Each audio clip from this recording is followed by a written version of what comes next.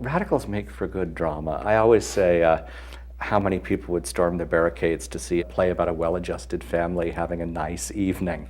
I think that's a rather untenable subject for drama, but a misbegotten radical, I think you could write act after act after act.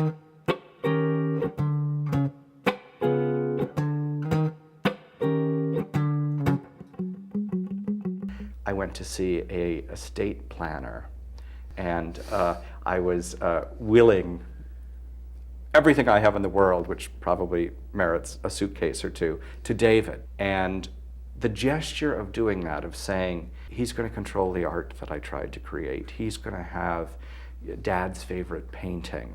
He's going to have this item of jewelry that meant so much to my grandmother, was profoundly moving to me, and I came home in tears. And he thought I was a little crazy. He didn't know why it precipitated so much emotion. I'd like to pursue the reasons for the tears. And perhaps try to think a little bit about your relationship to objects. Oh, what a fantastic question. Because it's certainly one of the primary themes in I Am My Own Wife. Its subject, this elderly transvestite antiques dealer in Germany who survived both the Nazis and the communists as a transvestite.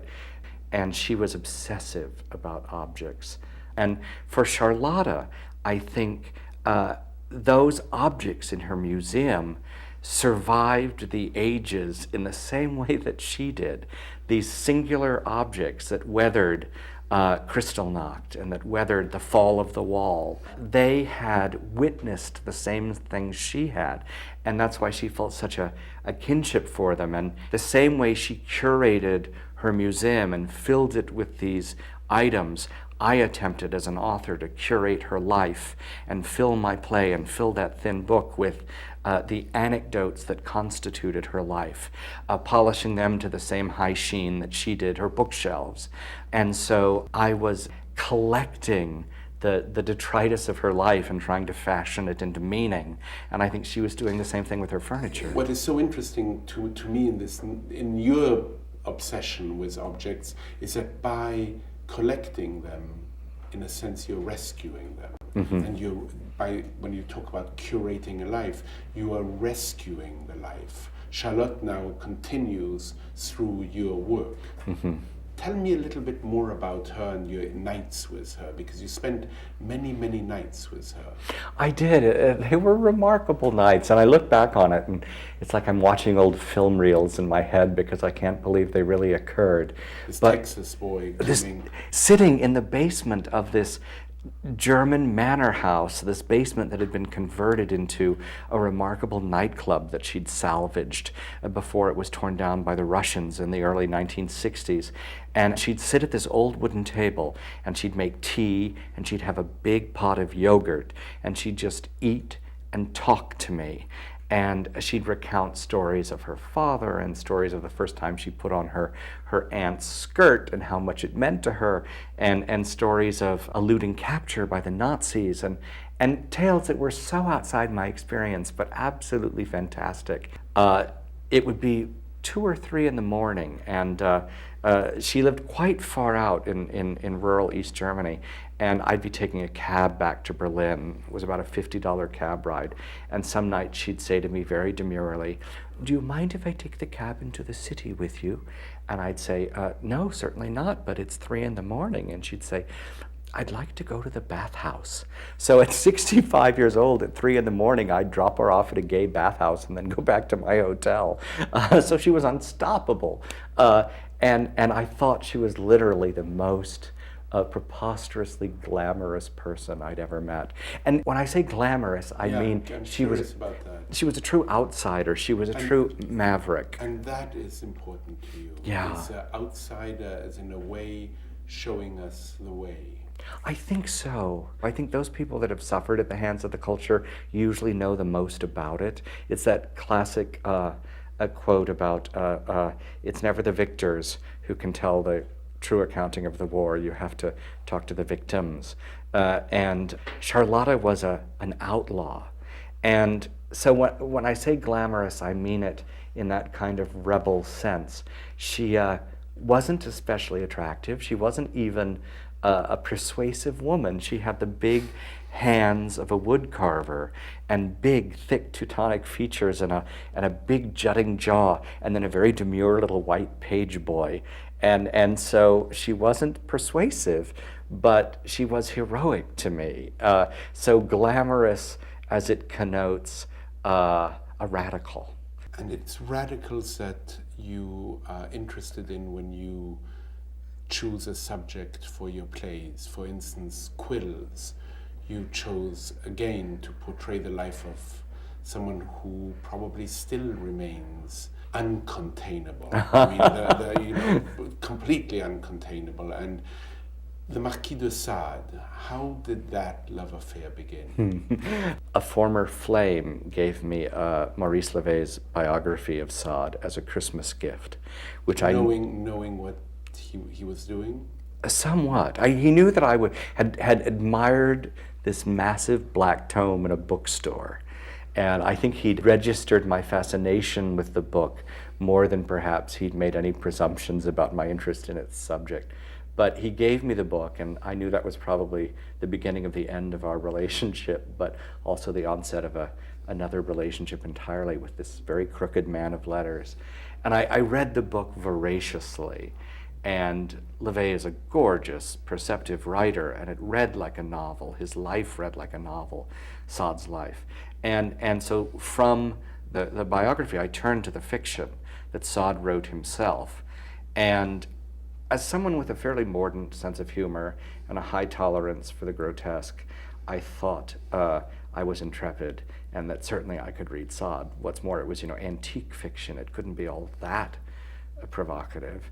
And I read it, and my heart dropped into my stomach. It was shocking as hell.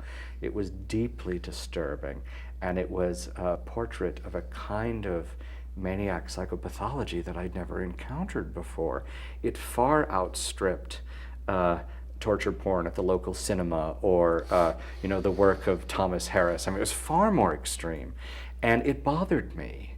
And I thought, if this work is still so potent after 200 years that I'm losing sleep over its right to exist even in the world, then maybe it's something I should write about. So writing about it would permit you to do what? Well, I think there's certainly not to pacify. No. There's that horrible adage, write what you know, which I think is the death of all writing instruction.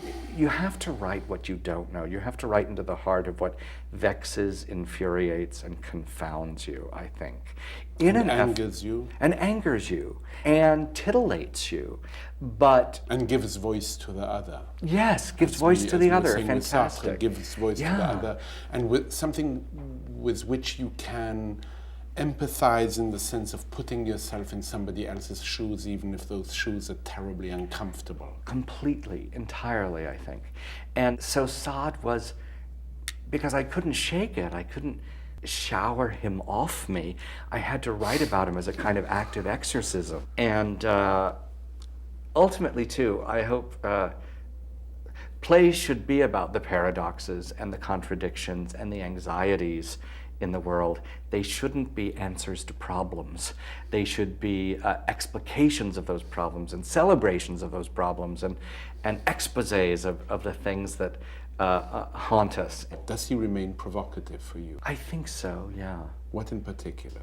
The fact that I still can't decide to this day if he is a brilliant and singular satirist or the vilest pornographer who ever gained entry into the canon. Writing the play didn't answer that. It just posed the question, I think. And I still can't decide.